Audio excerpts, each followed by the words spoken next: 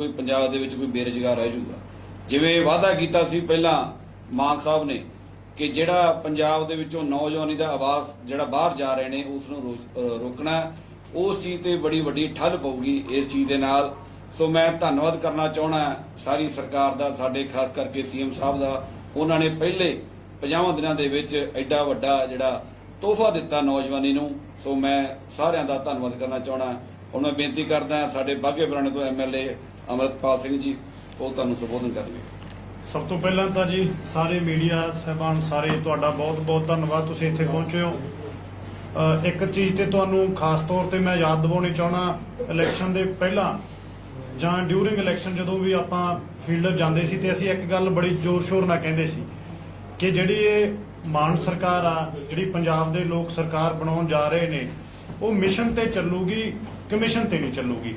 ਤਾਂ ਅਸੀਂ ਉਹ ਜਿਹੜਾ ਸਾਡਾ ਸਲੋਗਨ ਆ ਉਹਦੇ ਤੇ ਪਹਿਰਾ ਦਿੰਦੇ ਹੋਏ, ਜਿਵੇਂ ਮੇਰੇ ਕੋਲੀਗਸ MLA ਸਾਹਿਬਾਨ ਨੇ ਤੁਹਾਨੂੰ ਨੌਕਰੀਆਂ ਬਾਰੇ ਦੱਸਿਆ ਏ ਤੇ ਆਉਣ ਵਾਲੇ ਫਿਊਚਰ ਪਲਾਨ ਕੀ ਨੇ ਪਾਰਟੀ ਦੇ ਉਹਦੇ ਬਾਰੇ ਵੀ ਦੱਸਿਆ, ਪਰ ਨਾਲ ਦੀ ਨਾਲ ਜਦੋਂ ਅਸੀਂ ਪਬਲਿਕ ਦੇ ਵਿੱਚ ਜਾਂਦੇ ਆ ਤਾਂ ਲੋਕ ਬੜੇ ਖੁਸ਼ ਨੇ। ਲੋਕ ਸਾਰੀਆਂ ਨੀਤੀਆਂ ਤੋਂ, ਸਾਰੇ ਕੰਮਾਂ ਤੋਂ, ਜੋ ਕਰਪਸ਼ਨ ਦੂਰ ਹੋਈ ਆ ਉਹਦੇ ਤੋਂ ਬੜੇ ਖੁਸ਼ ਨੇ।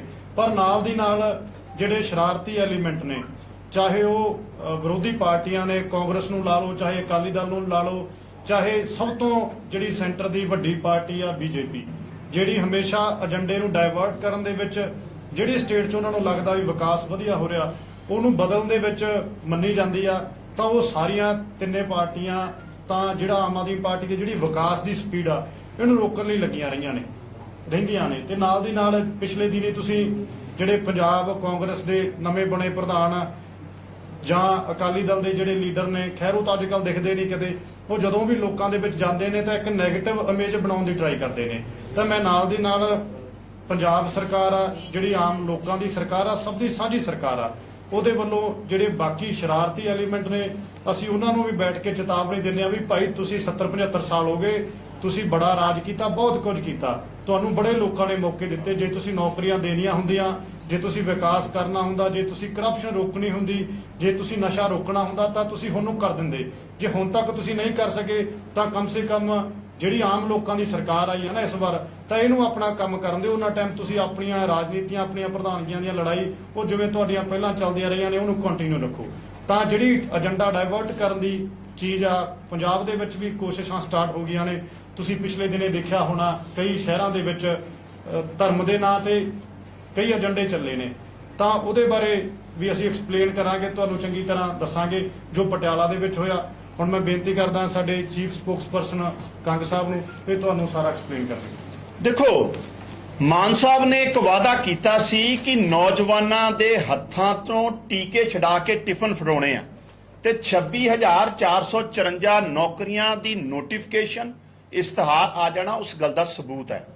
ਦੂਜੀ ਗੱਲ, ਪਿਛਲੇ ਕਈ ਦਿਨ ਤੋਂ ਇਹ ਮੁੱਦਾ ਬਹੁਤ ਵਾਰ-ਵਾਰ ਜਿਹੜਾ ਹੈ ਮੀਡੀਆ ਦੇ ਰਾਹੀਂ ਔਰ ਕਿਤੇ ਨਾ ਕਿਤੇ ਇੱਕ ਪੰਜਾਬ ਦੇ ਖਿਲਾਫ ਜਿਹੜੀ ਸਾਜ਼ਿਸ਼ ਹੋਈ ਹੈ, ਔਰ ਜਿਸ ਤਰੀਕੇ ਨਾਲ ਜਿਸ ਦੇਸ਼ ਜਿੱਥੇ ਵੀ ਦੰਗਾ ਫਸਾਦ ਹੁੰਦਾ ਹੈ ਉੱਥੇ ਭਾਜਪਾ ਦਾ ਹੱਥ ਹੁੰਦਾ, ਜਾਂ ਭਾਜਪਾ ਡਾਇਰੈਕਟ ਜਾਂ ਇਨਡਾਇਰੈਕਟ ਤੌਰ ਤੇ ਉਹਦੇ ਤੇ ਜ਼ਿੰਮੇਵਾਰ ਹੁੰਦੀ ਆ। ਪਟਿਆਲਾ ਹਿੰਸਾ ਨੂੰ ਲੈ ਕੇ ਮੈਂ ਤੁਹਾਨੂੰ ਅੱਜ ਦੱਸਣਾ ਚਾਹੁੰਦਾ, ਪਟਿਆਲਾ ਦੀ ਜਿਹੜੀ ਵਾਇਲੈਂਸ ਹੋਈ ਆ, ਪਟਿਆਲਾ 'ਚ ਜਿਸ ਤਰੀਕੇ ਨਾਲ ਭਾਈਚਾਰਕ ਸਾਂਝ ਨੂੰ, ਅਮਨ ਸ਼ਾਂਤੀ ਨੂੰ ਅੱਗ ਲਾਉਣ ਦੀ ਕੋਸ਼ਿਸ਼ ਕੀਤੀ ਗਈ ਆ, ਇਹਦੇ ਪਿੱਛੇ ਵੀ ਭਾਰਤੀ ਜਨਤਾ ਪਾਰਟੀ ਔਰ ਪੋਲੀਟੀਕਲ ਬਾਕੀ ਪਾਰਟੀਆਂ ਦੀ ਸਾਜ਼ਿਸ਼ ਸੀ। ਔਰ ਇਹ ਵਾਰ-ਵਾਰ ਕਿਉਂ ਹੋ ਰਿਹਾ ਹੈ ਕਿ BJP ਦੇ ਸੀਨੀਅਰ ਲੀਡਰ ਜਿਹੜੇ ਖਾਲਿਸਤਾਨ ਦੇ ਨਾਅਰੇ ਲਾਉਂਦੇ ਆ, ਜਿਹੜੇ ਖਾਲਿਸਤਾਨ ਦੀ ਕੌਨਸਪੀਰੈਂਸੀ ਕਰਦੇ ਆ, ਉਹਦੇ ਪਿੱਛੇ BJP ਦੇ ਲੀਡਰਸ ਦੇ ਨਾਮ ਜਾਂ BJP ਲੀਡਰਸ ਦੀ ਨੇੜਤਾ ਸਾਹਮਣੇ ਕਿਉਂ ਆਉਂਦੀ ਹੈ? ਸੋ ਭਾਰਤੀ ਜਨਤਾ ਪਾਰਟੀ ਜਿਹੜੀ ਆ ਪੰਜਾਬ 'ਚ ਪ੍ਰੋ ਖਾਲਿਸਤਾਨ ਦੇ ਨਾਅਰੇ ਲਾਉਣ ਲਈ ਵੀ ਜ਼ਿੰਮੇਵਾਰ ਹੈ, ਪੰਜਾਬ ਦੇ ਭਾਈਚਾਰੇ ਨੂੰ, ਪੰਜਾਬ ਦੀ ਅਮਨ ਸ਼ਾਂਤੀ ਨੂੰ ਅੱਗ ਲਾਉਣ ਲਈ ਵੀ ਜ਼ਿੰਮੇਵਾਰ ਹੈ। ਔਰ ਇਸੇ ਕਰਕੇ ਜਿਹੜੇ ਪਟਿਆਲਾ ਵਾਇਲੈਂਸ ਦੇ ਮਾਸਟਰਮਾਈਂਡ ਹੈ, ਚਾਹੇ ਪਰਵਾਨਾ ਹੋਵੇ, ਹਰੀ ਸਿੰਗਲਾ ਹੋਵੇ, ਇਹਨਾਂ ਸਾਰਿਆਂ ਦੀ ਨੇੜਤਾ ਜਿਹੜੀ ਆ ਉਹ BJP ਨਾਲ ਹੈ, BJP ਦੇ ਸੀਨੀਅਰ ਲੀਡਰ ਸਾਹਿਬਾਨਾਂ ਨਾਲ ਹੈ। ਔਰ ਸਾਰੇ ਮੁਲਕ 'ਚ ਤੁਸੀਂ ਦੇਖਿਆ ਟ੍ਰੈਂਡ ਹੈ ਪਿਛਲੇ ਕਈ ਸਾਲਾਂ ਤੋਂ। ਔਰ ਇਹ ਵੀ ਵੇਖੋ ਜਿਸ ਦਿਨ ਤੋਂ ਮੋਦੀ ਸਾਹਿਬ ਦੀ ਸਰਕਾਰ ਆਈ ਹੈ ਸੈਂਟਰ 'ਚ, ਗੁਰਪਤਵੰਤ ਪੰਨੂ ਵੀ ਉਸ ਦਿਨ ਤੋਂ ਹਾਈਲਾਈਟ ਹੋਣ ਲੱਗ ਗਿਆ। ਸੋ ਇਹ ਬੀਜੇਪੀ ਭਾਰਤੀ ਜਨਤਾ ਪਾਰਟੀ ਦੇਸ਼ 'ਚ ਭਾਈਚਾਰੇ ਨੂੰ ਅੱਗ ਲਾਉਂਦੀ ਆ।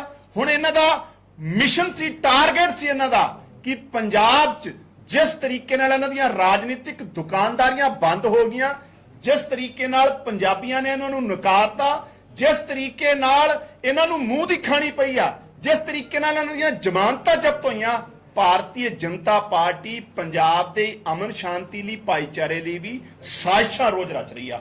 ਔਰ ਇਸੇ ਕਰਕੇ ਮਾਨ ਸਾਹਿਬ ਦੀ ਸਰਕਾਰ ਨੇ ਪਹਿਲਾਂ ਤੇ 48 ਘੰਟੇ ਦੇ ਅੰਦਰ ਅੰਦਰ ਮਾਸਟਰ ਮਾਈਂਡ ਜਿਹੜੇ ਆ, ਮੇਨ ਕਲਪਰਿਸ ਜਿਹੜੇ ਆ ਉਹ ਅੰਦਰ ਕੀਤੇ, ਔਰ ਜਿਹੜੇ ਕੋਈ ਆਫੀਸਰ ਦੀ ਕੁਤਾਈ ਰਹੀ ਆ ਉਹ ਵੀ ਸਸਪੈਂਡ ਕੀਤੇ, ਔਰ SIT ਮਹਿਤਾਬ ਸਿੰਘ ਦੀ ਅਗਵਾਈ 'ਚ ਬਣਾ ਦਿੱਤੀ ਗਈ ਆ। ਔਰ ਆਉਣ ਵਾਲੇ ਟਾਈਮ 'ਚ ਇਹਦੀਆਂ ਪਰਤਾਂ ਬਹੁਤ ਖੁੱਲਣਗੀਆਂ। ਅਸੀਂ ਪਹਿਲਾਂ ਹੀ ਕਹਿੰਦੇ ਸੀ ਕਿ ਪਟਿਆਲਾ ਵਾਇਲੈਂਸ ਜਿਹੜਾ ਆ ਇਹ ਪੋਲੀਟੀਕਲੀ ਮੋਟੀਵੇਟਡ ਹੈ, ਔਰ ਇਹਦੇ ਵਿੱਚ ਭਾਰਤੀ ਜਨਤਾ ਪਾਰਟੀ ਦੇ ਸੀਨੀਅਰ ਲੀਡਰ ਚਾਹੇ ਮਨਜਿੰਦਰ ਸਿੰਘ ਸਿਰਸਾ ਹੋਵੇ, ਇਹ ਸਾਰੇ ਲੋਕਾਂ ਦੀ ਸਾਜ਼ਿਸ਼ ਹੈ। ਇਹ ਲੋਕ ਪੰਜਾਬ ਨੂੰ, ਦੇਸ਼ ਨੂੰ, ਪੰਜਾਬ ਦੇ ਭਾਈਚਾਰੇ ਨੂੰ, ਦੇਸ਼ ਦੀ ਅਮਨ ਸ਼ਾਂਤੀ ਨੂੰ ਹਮੇਸ਼ਾ ਤੋਂ ਅੱਗ ਲਾਉਣਾ ਚਾਹੁੰਦੇ ਆ। ਆਉਣ ਵਾਲੇ ਟਾਈਮ 'ਚ ਇਹ ਸਾਜ਼ਿਸ਼ਾਂ ਰਚਦੇ ਆ। ਇਸੇ ਕਰਕੇ ਇਹਨਾਂ ਦੀ ਇੱਕ ਇੱਕ ਸਾਜ਼ਿਸ਼ ਕਰਤਾ ਆ ਉਹ ਬੇਨਕਾਬ ਆਉਣ ਵਾਲੇ ਟਾਈਮ 'ਚ ਹੋਊਗਾ। ਪੰਜਾਬੀਆਂ ਨੇ ਨਕਾਰਤੇ ਆ, ਪੰਜਾਬ ਇਹਨਾਂ ਨੂੰ ਮੂੰਹ ਨਹੀਂ ਲਾਊਗਾ। ਔਰ ਸਭ ਤੋਂ ਜ਼ਰੂਰੀ ਗੱਲ, ਜਿਸ ਤਰੀਕੇ ਨਾਲ ਵਿਦਿਨ 48 ਹਾਵਰਸ 48 ਘੰਟਿਆਂ 'ਚ ਮਾਨ ਸਾਹਿਬ ਨੇ ਐਕਸ਼ਨ ਲਿਆ, ਉਹ ਵੀ ਆਪਣੇ ਆਪ 'ਚ ਪਹਿਲੀ ਵਾਰ ਹੋਇਆ। ਨਹੀਂ ਤੇ ਤੁਸੀਂ ਆਪ ਜਾਣਦੇ ਹੋ, ਦਿੱਲੀ ਦਾ ਉਦਾਹਰਣ ਹੈ, ਭਾਗਲਪੁਰ ਦਾ ਉਦਾਹਰਣ ਹੈ। ਔਰ ਮੈਂ ਇੱਕ ਹੋਰ ਸਟੱਡੀ ਦੱਸਦਾ, ਦਿੱਲੀ ਵਿੱਚ 12 ਲੱਖ ਲੋਕਾਂ ਦਾ ਸਰਵੇ ਹੋਇਆ ਹੈ ਤੇ 12 ਲੱਖ ਲੋਕਾਂ ਚੋਂ 91% ਲੋਕਾਂ ਨੇ ਬੀਜੇਪੀ ਨੂੰ ਸਿੱਧੇ ਤੌਰ ਤੇ ਦੰਗਾ ਫਸਾਦ, ਦੰਗੇ ਭੜਕਾਉਣ 'ਚ, ਭਾਈਚਾਰੇ 'ਚ ਵਿਵਾਦ ਪੈਦਾ ਕਰਨ 'ਚ, ਭਾਈਚਾਰਿਆਂ ਨੂੰ ਲੜਾਉਣ 'ਚ ਸਿੱਧਾ ਜਿਹੜਾ ਆ ਉਹਨਾਂ ਨੂੰ ਦੋਸ਼ੀ ਠਹਿਰਾਇਆ। ਸੋ ਇਹੋ ਜਿਹੀਆਂ ਐਂਟੀ ਪੰਜਾਬ, ਐਂਟੀ ਨੈਸ਼ਨਲ ਤਾਕਤਾਂ ਪੰਜਾਬ 'ਚ ਔਰ ਦੇਸ਼ ਸਰਵਾਈਵ ਨਹੀਂ ਕਰਨ ਦਿੱਤੀਆਂ ਜਾਣਗੀਆਂ। ਪੰਜਾਬੀ ਇਹਨਾਂ ਨੂੰ ਬਿਲਕੁਲ ਮੂੰਹ ਨਹੀਂ ਲਾਉਣਗੇ। ਔਰ ਆਉਣ ਵਾਲੇ ਟਾਈਮ 'ਚ ਵੀ ਜਿਹੜਾ ਵੀ ਕੋਈ ਬੀਜੇਪੀ, ਅਕਾਲੀ ਦਲ, ਕਾਂਗਰਸ, ਸ਼ਿਵ ਸੈਨਾ ਦਾ ਜਿਹੜਾ ਵੀ ਕੋਈ ਬੰਦਾ ਇਹਦੇ 'ਚ ਇਨਵੋਲਵ ਹੋਇਆ ਸਾਜ਼ਿਸ਼, ਉਹ ਬੇਨਕਾਬ ਵੀ ਹੋਊਗਾ ਔਰ ਸਜ਼ਾ ਵੀ ਹੋਊਗੀ। ਬਹੁਤ ਬਹੁਤ ਧੰਨਵਾਦ। ਤੁਹਾਡਾ ਕੋਈ ਸਵਾਲ ਹੋਵੇ ਡਾਕਟਰ ਸਾਹਿਬ, ਤੁਸੀਂ 48 ਘੰਟਿਆਂ ਦਾ ਜ਼ਿਕਰ ਕਰ ਰਹੇ ਹੋ, ਪਰ 168 ਘੰਟੇ ਪਹਿਲਾਂ ਯਾਨੀ ਕਿ ਹਫ਼ਤੇ ਪਹਿਲਾਂ ਤੁਹਾਡੀ ਸਰਕਾਰ ਕੀ ਕਰ ਰਹੀ ਸੀ, MLA ਕੀ ਕਰ ਰਹੇ ਸੀ, ਪ੍ਰਸ਼ਾਸਨ ਕੀ ਕਰ ਰਿਹਾ ਸੀ, ਸੋਸ਼ਲ ਮੀਡੀਆ ਦੇ ਉੱਤੇ ਚੀਜ਼ਾਂ ਸਾਰੀਆਂ ਵਾਇਰਲ ਸੀ। ਤੁਸੀਂ ਕਿਉਂ ਨਹੀਂ ਨਕੇਲ ਪਾਈ? ਹੁਣ ਤੁਸੀਂ ਇਲਜ਼ਾਮ ਲਗਾ ਰਹੇ ਹੋ, ਉਹ ਤੁਹਾਡਾ ਪ੍ਰੈਰੋਗੇਟਿਵ ਹੈ, ਪਰ ਤੁਸੀਂ ਕੀ ਕਰ ਰਹੇ ਸੀ? ਪ੍ਰੈਰੋਗੇਟਿਵ ਨਹੀਂ ਹੈ, ਸਾਡੀ ਜ਼ਿੰਮੇਵਾਰੀ ਹੈ ਕਿ ਪੰਜਾਬ ਦਾ ਭਾਈਚਾਰਾ, ਪੰਜਾਬ ਦੀ ਅਮਨ ਸ਼ਾਂਤੀ, ਪੰਜਾਬ ਦਾ ਪੀਸ, ਇਹ ਸਾਡੀ ਪ੍ਰਾਇੋਰਟੀ ਹੈ। ਔਰ ਆਮ ਆਦਮੀ ਪਾਰਟੀ ਧਰਮਾਂ ਦੇ ਨਾਂ ਤੇ, ਜਾਤਾਂ ਦੇ ਨਾਂ ਤੇ ਰਾਜਨੀਤੀ ਨਹੀਂ ਕਰਦੀ।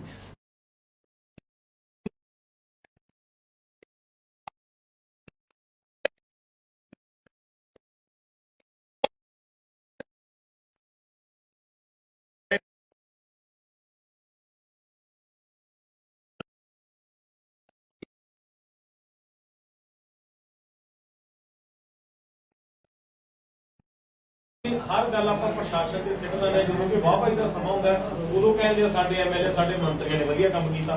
ਤੁਹਾਨੂੰ ਨਹੀਂ ਲੱਗਦਾ ਸਿੱਧੇ ਤੌਰ ਤੇ ਗ੍ਰਹਿ ਮੰਤਰੀ ਦੇ ਧਿਆਨ 'ਚ ਇਹ ਮੁੱਦਾ ਹੋਣਾ ਚਾਹੀਦਾ ਸੀ, ਇਹਨੂੰ ਰੋਕਿਆ ਜਾ ਸਕਦਾ ਸੀ? ਐਕਚੁਅਲ 'ਚ ਕੀ ਆ, ਹਾਂ ਇਹਦੇ ਨਾਲ ਯਾਰ ਸ਼ਿਵ ਸੈਨਾ ਦੇ ਲੀਡਰ ਹੈ ਯੋਗਰਾਜ ਸਿੰਘ, ਉਹਨਾਂ ਨੇ ਆਫੀਸ਼ੀਅਲ ਸਟੇਟਮੈਂਟ ਹੈ ਵੀ DGP ਨੂੰ ਮੈਂ ਮਿਲਿਆ ਸੀ, ਉਹਨੂੰ ਜਾਣੂ ਕਰਾਇਆ ਸੀ ਵੀ ਸਿਚੁਏਸ਼ਨ ਆਊਟ ਆਫ ਹੈਂਡ ਹੋ ਸਕਦੀ ਹੈ, ਵੀ ਤੁਸੀਂ ਇੱਥੇ ਕਾਰਵਾਈ ਕਰ ਲਓ, ਪ੍ਰੀਐਮਪਟਿਵ ਐਕਸ਼ਨ ਲੈ ਲਓ। WhatsApp ਗਰੁੱਪ ਦੇ ਵਿੱਚ ਸਰਕਾਰ ਵੱਲੋਂ ਕੋਈ ਇਸ਼ਾਰਾ ਹੀ ਨਹੀਂ ਹੋਇਆ ਪ੍ਰਸ਼ਾਸਨ ਨੂੰ, ਦੇਖੋ, ਇਸ ਕਰਕੇ ਕੋਈ ਪੋਲੀਟੀਕਲ ਡੀਲਿੰਗ। ਦੇਖੋ, ਸ਼ਿਵ ਸੈਨਾ ਦੇ ਲੀਡਰ ਤੇ ਆਪ ਮੇਨ ਕਲਪਰਿਸਟ ਹੈ। ਜਿਹੜੇ ਲੋਕ ਸਾਜ਼ਿਸ਼ਾਂ ਨਹੀਂ, ਉਹਦੀ ਵੀ ਤਹਿਕੀਕਾਤ ਹੋ ਜੂਗੀ। ਜਿਹੜੀ SIT ਬਣੀ, ਦੇਖੋ ਮੈਂ ਇੱਕ ਦੱਸਾਂ, ਉੱਥੇ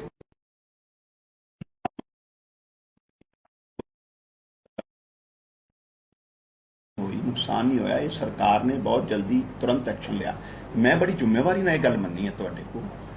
ਐਕਚੁਅਲ 'ਚ ਕੀ ਹੈ, ਕਈ ਆਫੀਸਰ ਸਾਹਿਬਾਨਾਂ ਨੂੰ ਪੁਰਾਣੀਆਂ ਆਦਤਾਂ ਪਈਆਂ ਔਰ ਇਹ ਬਖਸ਼ੇ ਨਹੀਂ ਜਾਣਗੇ। ਬਲੈਕ ਸ਼ੀਪ ਚਾਹੇ ਸਰਕਾਰ ਦੇ ਅੰਦਰ ਹੈ ਜਾਂ ਸਰਕਾਰ ਦੇ ਬਾਹਰ ਹੈ, ਇਹ ਜ਼ੀਰੋ ਟੋਲਰੈਂਸ ਪਾਲਿਸੀ ਹੈ ਮਾਨ ਸਾਹਿਬ ਦੀ। ਚਾਹੇ ਕਰਪਸ਼ਨ ਦੀ ਗੱਲ ਹੋਵੇ, ਚਾਹੇ ਪੰਜਾਬ ਦੇ ਸਾਰੀ ਗਲਤੀ ਪ੍ਰਸ਼ਾਸਨ ਦੀ ਹੈ ਜਦੋਂ ਕਿ ਸਰਕਾਰ ਤੌਰ ਤੇ ਕਹਿ ਲਈਏ ਜਾਂ ਲੀਡਰਾਂ ਦੀ ਕਿਤੇ ਕੋਈ ਗਲਤੀ ਨਹੀਂ ਤੁਹਾਨੂੰ ਨਜ਼ਰ ਆਉਂਦੀ? ਲੀਡਰ ਤਾਂ ਫੜੇ ਗਏ ਆ। ਨਹੀਂ ਲੀਡਰ ਤਾਂ ਫੜੇ ਗਏ ਰੋਹਿਤ ਜੀ। ਸਰਕਾਰ ਦੇ ਨਹੀਂ। ਗ੍ਰਹਿ ਮੰਤਰੀ ਦੇ ਧਿਆਨ 'ਚ ਇਹ ਮੁੱਦਾ ਹੋਣਾ ਨਹੀਂ। ਸੀਗਾ, ਚਾਹੇ ਦੇਖੋ। ਗ੍ਰਹਿ ਮੰਤਰੀ ਸੀਐਮ ਸਾਹਿਬ ਕੋਲੇ ਆ। ਦੇਖੋ ਸੀਐਮ ਸਾਹਿਬ ਸਰਕਾਰ ਨੇ ਤੇ ਇਮੀਡੀਏਟਲੀ 48 ਘੰਟਿਆਂ ਚ ਐਕਸ਼ਨ ਵੀ ਲੈ ਲਿਆ, ਮਾਸਟਰਮਾਈਂਡ ਵੀ ਫੜ ਲਏ, ਉਹਦੀ ਸ਼ਾਬਾਸ਼ੀ ਦੇਣੀ ਚਾਹੀਦੀ ਤੁਹਾਨੂੰ।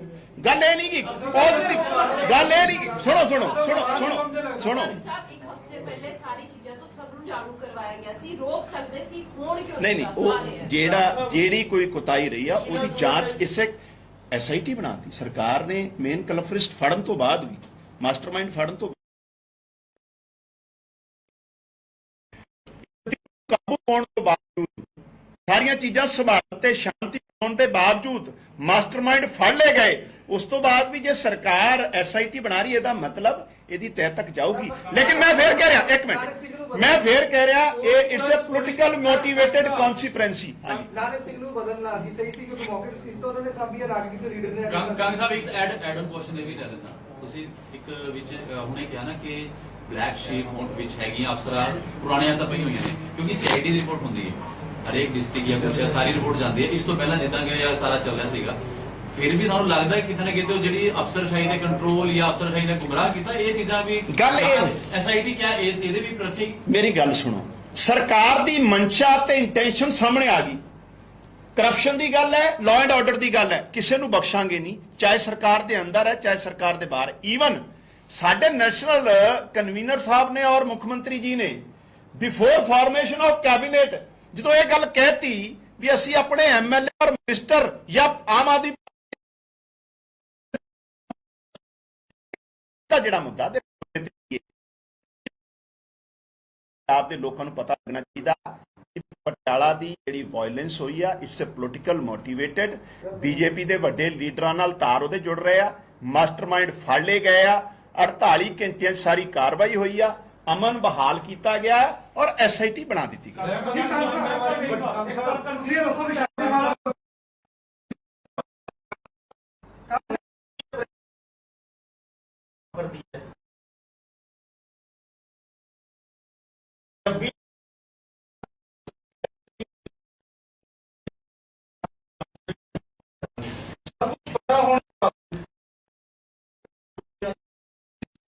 अंदर है परवाना भी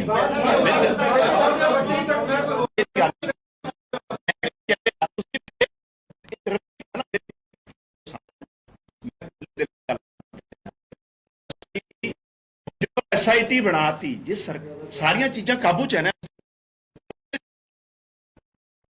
शांति बहाल हुई है, मास्टरमाइंड फड़े गए। इस तो बाद भी सरकार एसआईटी बना रही है, इसका मतलब सरकार की मंशा साफ है कि यदि तय तक जावांगे। और मैं मेरा कहने तो भाव ये सी भी देश च जिथे भी दंगा फसाद भाईचारे लड़ता है या लड़ाया जाता ਉਹਦੇ ਪਿੱਛੇ ਭਾਜਪਾ ਔਰ ਭਾਜਪਾ ਦੀ ਲੀਡਰਸ਼ਿਪ ਦੇ ਕਾਰਨ। बहुत बहुत धन्यवाद।